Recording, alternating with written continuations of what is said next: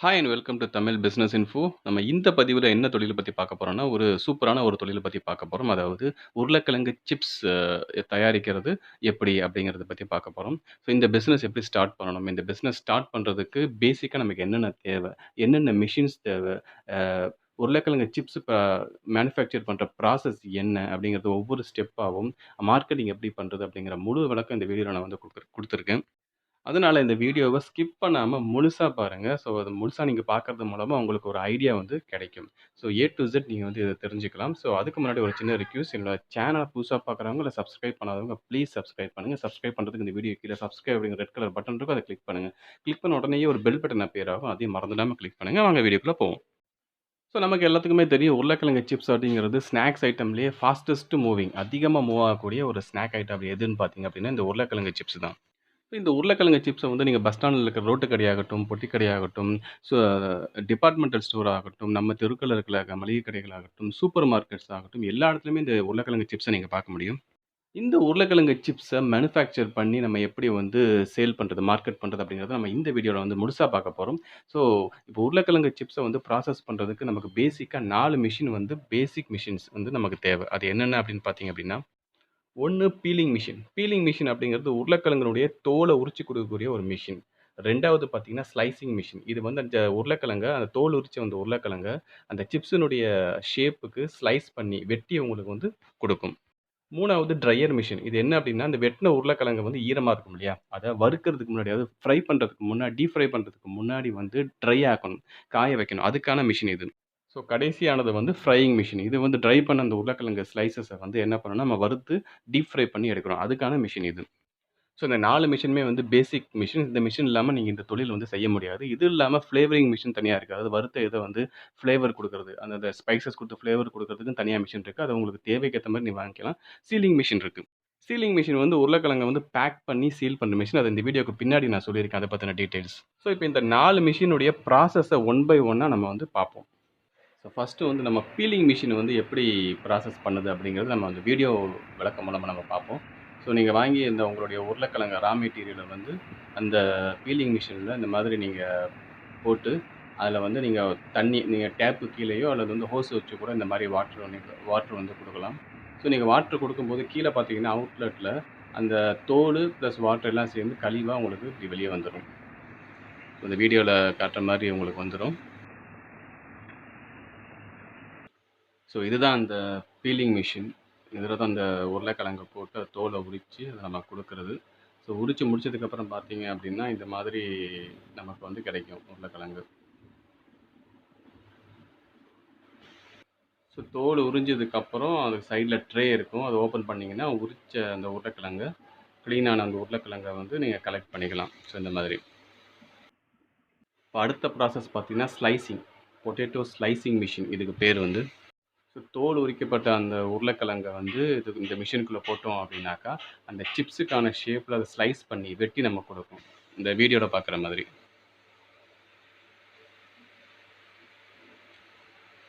So இந்த மாதிரி இந்த உருளைக்கிழங்க வந்து இந்த மிஷின்ல பார்த்தீங்கன்னா 2 பிளேட் இருக்கும்.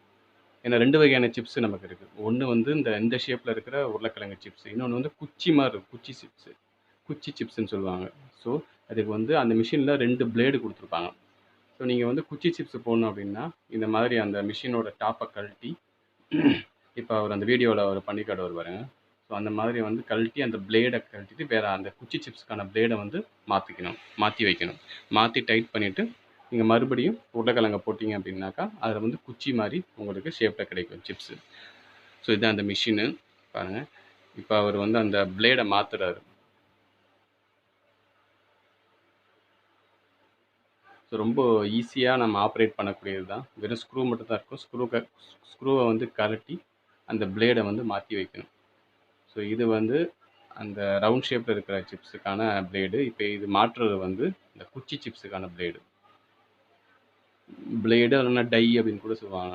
அந்த ஷேப் வந்து அது வந்து குடுக்கும். ஸோ இப்ப வந்து இவரு மாற்றாரு.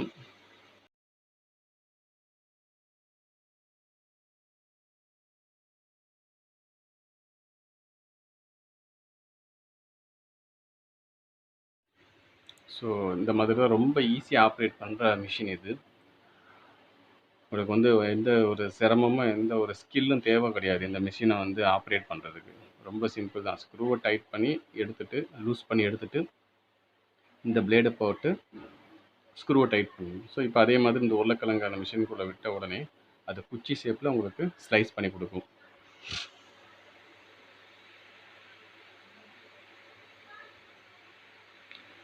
ஸோ இது கெப்பாசிட்டி பார்த்தீங்கன்னா நீங்கள் வந்து per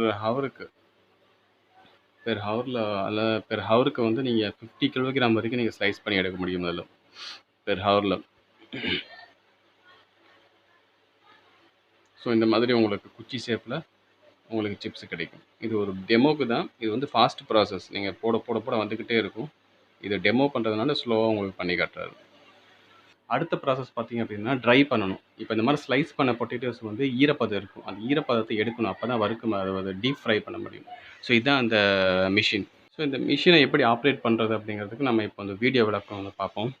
Goes into water, the excess surface water is removed in the dryer machine, which is a centrifugal system and removes approximately 30% to 40% of the water, enabling the potato to fry properly.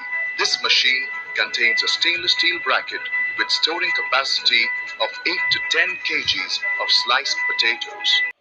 So நீங்கள் இந்த try பண்ண process பார்த்துருப்பீங்க. அதுவும் ரொம்ப simple தான். அடுத்தது வந்து try பண்ணதுக்கப்புறம் ஃப்ரை பண்ணி எடுக்கணும். இது பார்த்தீங்கன்னா எலக்ட்ரிக் ஃப்ரையிங் மிஷின் இது. ஸோ இதனுடைய ரேட்டு பார்த்தீங்கன்னாலும் உங்களுக்கு வந்து 20,000 25,000 உங்களுக்கு வந்துடும். ஸோ இதை ஃப்ரை பண்ணும்போது எந்த விதமான புகையோ ஸ்மோக்கும் உங்களுக்கு வராது. ஸோ ரொம்ப நீட்டாக இருக்கும். ஸோ நல்லாவும் டீப் ஃப்ரை பண்ணும். ஸோ இந்த மிஷின்ஸ் எல்லாம் எங்கே கிடைக்கும் அப்படிங்கிற டீட்டெயில்ஸ் பார்த்தீங்க அப்படின்னா நான் கீழே வந்து டெஸ்கிரிப்ஷனில் கொடுத்துருக்கேன். அதை பார்த்துக்கோங்க. ஸோ ஒன்ஸ் பொட்டேட்டோ வந்து ஃப்ரை பண்ணி அந்த ப்ராசஸ் முடிஞ்சதுக்கப்புறம் நீங்கள் அதை ஃப்ளேவரிங் பண்ணுவீங்க. மசாலா கொடுத்து ஃப்ளேவரிங் பண்ணுவீங்க. அதுக்கப்புறம் அதை வந்து பாக்கெட்டில் அடைச்சி சீல் பண்ணணும். ஸோ இப்போ நீங்கள் வீடியோவில் பார்க்குறது வந்து சீலிங் மிஷின். இந்த மிஷினுக்கு பேர் வந்து பேண்ட் சீலிங் மிஷின். ஸோ எப்படி அந்த ப்ராசஸ் பண்ணுறாங்கன்னு பாருங்கள். ரொம்ப ஈஸியான இது. இந்த மிஷின் எங்கே கிடைக்கும் அப்படிங்கிற டீட்டெயில்ஸும் டிஸ்கிரிப்ஷனில் நான் கொடுத்துருக்கேன். அதை பார்த்துக்கோங்க. ரொம்ப ஈஸியான ஒரு மிஷின் இது, பேண்ட் சீலிங் மிஷின். இந்த மிஷினுடைய ப்ரைஸ் பார்த்தீங்கன்னா 10,000 15,000 உங்களுக்கு வரும். ஸோ அடுத்தது மிஷினுடைய விலை டீட்டெயில்ஸ் வந்து நம்ம பார்த்துக்குவோம். பீலிங் மிஷினுடைய ரேட் பார்த்தீங்கன்னா 16,000 ப்ளஸ் ஜிஎஸ்டி ப்ளஸ் டிரான்ஸ்போர்ட்டேஷன் வரும். நீங்கள் கோயம்புத்தூர் இல்லாத வேறு டிஸ்ட்ரிக்ட் அந்த மிஷின்ஸ் எல்லாமே கோயம்புத்தூரில் தமிழ்நாட்டில் உங்களுக்கு அவைலபிளாக இருக்கும். ரெண்டாவது ஸ்லைசிங் மிஷின். இது வந்து 27,000 ப்ளஸ் ஜிஎஸ்டி டிரான்ஸ்போர்ட்டேஷன்.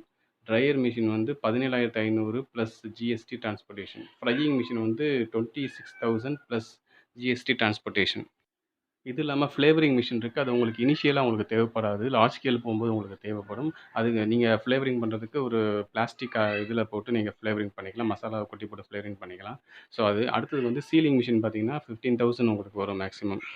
ஸோ இந்த மிஷின் எல்லாமே தமிழ்நாட்டில் கோயம்புத்தூரில் உங்களுக்கு கிடைக்கும். அது எங்கே கிடைக்குங்கிற டீட்டெயில்ஸ் வந்து டிஸ்கிரிப்ஷனில் நான் ஃபோன் நம்பரோட அட்ரஸோடு கொடுத்துருக்கேன். நீங்கள் உங்களோட ரெஃபரன்ஸ்க்கு நீங்கள் பார்த்துக்கோங்க.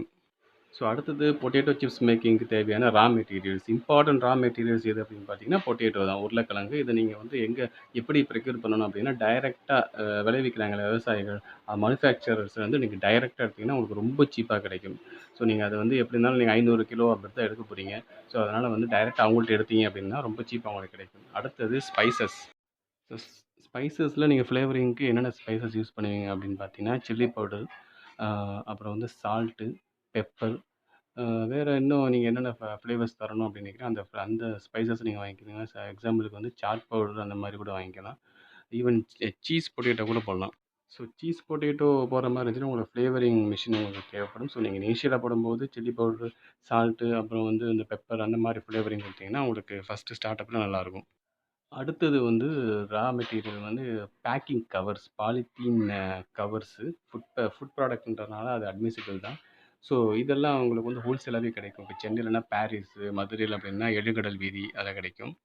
இது நீங்கள் பிளெயின் கவர் அப்படி போடுறதா கூட போடலாம். அப்படி இல்லைன்னா உங்களோட பிராண்டட் நேம் ஏதோ போடணும் அப்படின்னா அதை பிரிண்ட் பண்ணணும். அதை பிரிண்ட் பண்ணி கொடுக்கறதுக்கு தனி சர்வீஸ், அந்த சர்வீஸ் பண்ணுறதுக்கு தனி கம்பெனிஸ் இருக்குது.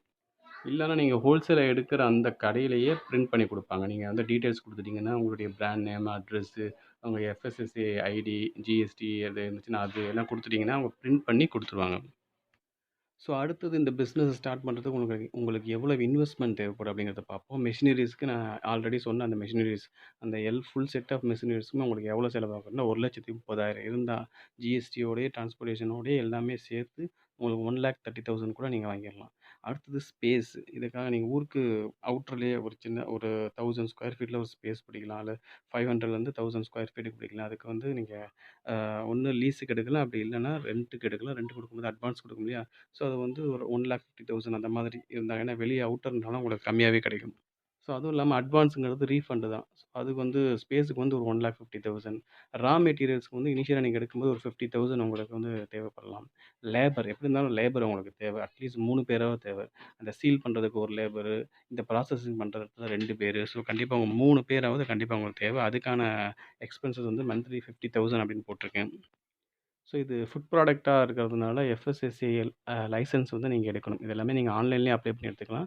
ஸோ அதுக்கு அதுக்கப்புறம் ஜிஎஸ்டி. ஜிஎஸ்டி நீங்க எடுத்து வச்சுக்கலாம். இருந்தாலும் நீங்க வந்து உங்களுடைய ஏர்லி டர்ன் ஓவர் வந்து 40 லேக்ஸ்க்கு மேல போனா தான் நீங்க ஜிஎஸ்டி கட்டுற மாரி இருக்கும். நீங்க சிறு மேனுஃபேக்சரிங் யூனிட் இருக்கிறதுனால 40 லேக்ஸ்க்கு மேல போனா தான் ஜிஎஸ்டி கட்டுற மாரி இருக்கும். இருந்தாலும் நீங்க ஆன்லைன்ல சேல் பண்றது அந்த மாதிரி இருந்துச்சு அப்படின்னா, உங்களுக்கு கண்டிப்பா வந்து ஜிஎஸ்டி தேவை. ஸோ அதனால ஜிஎஸ்டி எடுத்து வச்சுக்கணும். இதுக்கான செலவு பிளஸ் எலக்ட்ரிசிட்டி எலக்ட்ரிக் பில்லுக்கு வந்து சேர்த்து 20,000 போட்டிருக்கேன். நீங்க வந்து அந்த லைசென்ஸ்லாம் வாங்குறதுக்கு உங்களுக்கு 7,000 செலவாகும். அடுத்தது டிரான்ஸ்போர்ட்டேஷனுக்கும், மார்க்கெட்டிங்க்கும் இது பார்த்தீங்கன்னா மந்த்லி தான் போட்டிருக்கேன். மேக்ஸிமம் 50,000 போட்டிருக்கேன். ஸோ டோட்டல் இன்வெஸ்ட்மெண்ட் உங்களுக்கு எவ்வளோ தேவைப்படும் அப்படின்னா, 4,50,000லேருந்து 5,00,000 நான் சொல்றேன். இந்த இன்வெஸ்ட்மெண்ட் வந்து மேக்ஸிமம் இன்வெஸ்ட்மெண்ட். இத நீங்க வந்து கம்மியாவும் பண்ணலாம். இதில வந்து அட்வான்ஸ் அப்படிங்கிறது 1,50,000 நீங்க கழிச்சீங்க அப்படின்னா, 3,00,000 3,50,000 இருந்தா இந்த யூனிட் நீங்க ஸ்டார்ட் பண்ணிடலாம். ஸோ அடுத்தது வந்து ப்ராஃபிட் இதில எவ்வளோ கிடைக்கும்? Per month profit, per day profit எவ்வளோ கிடைக்கும் அப்படிங்கிறத பார்ப்போம். இப்போ வந்து 1 கிலோகிராம் சிப்ஸ் வந்து புரொடக்ஷன் காஸ்ட் பார்த்தீங்க அப்படின்னா ரூ. 70. ரூ. 70ல வந்து எல்லாமே இன்க்ளூட் ஆகும். எது labour, processing charges, packing charges, transportation எல்லாமே சேர்த்து உங்களுக்கு ₹70 வரும். பட் செல்லிங் பிரைஸ் பார்த்தீங்கன்னா, ஹோல்சேல் பிரைஸ் செல்லிங் பிரைஸ் பார்த்தீங்கன்னா, 1 கிலோகிராம் வந்து ரூ. 150லேருந்து ரூ. 180க்கு சேல் பண்றாங்க. ஸோ ஆவரேஜ் ப்ராஃபிட் பார்த்தீங்கன்னா, 1 கிலோகிராமுக்கு வந்து ஆவரேஜா ₹75 அப்படின்னு எடுத்துக்கிட்டாலும், நீங்க ஒரு நாளைக்கு வந்து 200லேருந்து 300 கிலோகிராம் நீங்க வந்து உங்களுடைய புரொடக்ஷன் கெப்பாசிட்டி இருக்கு அப்படின்னாக்கா, பெர் டே ப்ராஃபிட் வந்து ரூ. 15,000லேருந்து ரூ. 20,000 வரைக்கும் உங்களுக்கு கிடைக்கும். ஸோ இவ்வளோ ப்ராஃபிட் கிடைக்குமா? அப்படின்னு வந்து சில பேர் சந்தேகப்படுவாங்க. கண்டிப்பா ஃபுட் இண்டஸ்ட்ரியில வந்து ப்ராஃபிட் அதிகமா இருக்கிறனால தான் விளம்பரங்களும், மார்க்கெட்டிங்கும் அதிகமா இருக்கும். சில உங்களுக்கு வந்து ஃபிக்ஸ்டு 50%லேருந்து 40% உங்களுக்கு கிடைக்கும். ஒரு சில ஃபுட் ப்ராடக்ட்ஸில பார்த்தீங்கன்னா, 100% ப்ராஃபிட் உங்களுக்கு கிடைக்கும். அதனால தான் ஃபுட் ஃபுட் இண்டஸ்ட்ரி அப்படிங்கிறது வந்து மோஸ்ட் ஃபேமஸ் இண்டஸ்ட்ரியா இருக்கு. ஸோ அப்படி பார்த்தீங்க அப்படின்னா, பெர் மந்த் ஆவரேஜ் ப்ராஃபிட் உங்களுக்கு என்ன இருக்குன்னா, 5,00,000 அண்ட் 5,00,000க்கு மேல உங்களுக்கு வந்து கிடைக்கும். இதான் ஆவரேஜ் ப்ராஃபிட் பார்த்தீங்கன்னா, 5,00,000 உங்களுக்கு கண்டிப்பா உங்களுக்கு கிடைக்கும். இந்த ப்ராஃபிட் பார்த்தீங்கன்னா, நெட் ப்ராஃபிட் எல்லா எக்ஸ்பென்சஸும் இல்லாம கழிச்சிட்டு உங்களுக்கு கிடைக்கிற நெட் ப்ராஃபிட் இது. ஸோ அடுத்து மார்க்கெட்டிங் இப்ப எப்படி பண்ணலாம் அப்படின்னு பார்த்தாக்கா, நீங்க வந்து எல்லா கடைக்குமே இத வந்து சேல் பண்ணலாம். ஹோல்சேலர்லேருந்து சும்மா சாதாரண கடைகள்ல இருந்து டிபார்ட்மெண்டல் ஸ்டோர் வரைக்கும் நீங்க வந்து சேல் பண்ணலாம். ஸோ நீங்க வந்து ஒரு மேனுஃபேக்சரரா இருக்கறனால நீங்க டீலர்ஸ்க்கு டைரக்ட்டா ஹோல்சேலா குடுத்துடலாம். டீலர்ஸ் டிஸ்ட்ரிபியூட்டர்ஸ் குடுக்கும்போது அவங்க சின்ன சின்ன கடைங்களுக்கு வந்து போட்டுருவாங்க. ஸோ இந்த மாரி நீங்க பேக் பண்ணியும், நீங்க வெறும் பேக்கும் நீங்க பண்ணலாம். இல்ல உங்களுடைய பிராண்ட் நேம் குடுத்தும் இந்த மாரி பிராண்ட் நேம் குடுத்தும் நீங்க பண்ணலாம். இப்படி நீங்க பிராண்ட் நேம் குடுத்து பண்ணும்போது நீங்க ஆன்லைன்லயும் சேல்ஸ் பண்ணலாம். நீங்க ஆன்லைன்ல செக் பண்ணி பாருங்களேன். 100 கிராம் பொட்டேட்டோ சிப்ஸோட ரேட் பார்த்தீங்க அப்படின்னா ரூ. 30லேருந்து ரூ. 35க்கு சேல் பண்ணுவாங்க ஆன்லைன்ல. ஸோ இது வந்து ஒரு அப்ராக்ஸிமேட் கால்குலேஷன் தான். உங்களுடைய மார்க்கெட்டிங் ஸ்கில் நீங்க எக்ஸ்பேண்ட் பண்றத பொறுத்து உங்களுடைய ப்ராஃபிட் சேல் இன்னும் அதிகமாகலாம். இல்ல ஆவரேஜா இன்னும் கம்மியும் ஆகலாம். அது உங்க மார்க்கெட்டிங்க பொறுத்து இருக்கு. ஸோ இது ஒரு மோஸ்ட் ஃபேமஸ் ஃபேசினேட்டட் பிசினஸ் இது. ஸோ மெஷின்ஸ் மத்த எல்லா விவரங்களும் எங்க கிடைக்குங்கிறத டீட்டெயில்ஸ் வந்து டிஸ்கிரிப்ஷன்ல ஒவ்வொண்ணா நான் குடுத்துருக்கேன். நீங்க பார்த்துக்கோங்க. ஸோ இந்த வியாபார தகவல் உங்களுக்கு பிடிச்சிருந்துச்சு அப்படின்னா, என்னோட சேனலை சப்ஸ்கிரைப் பண்ணுங்க, லைக் பண்ணுங்க, ஷேர் பண்ணுங்க. டவுட் எதுவும் இருந்தா கமெண்ட் பண்ணுங்க. அப்படி இல்லன்னா டிஸ்கிரிப்ஷன்ல என்னுடைய கான்டாக்ட் நம்பர் குடுத்துருக்கேன். அதில வாட்ஸ்அப் பண்ணுங்க. எந்த டவுட்டா இருந்தாலும் கிளியர் பண்ணப்படும். நன்றி, வணக்கம்.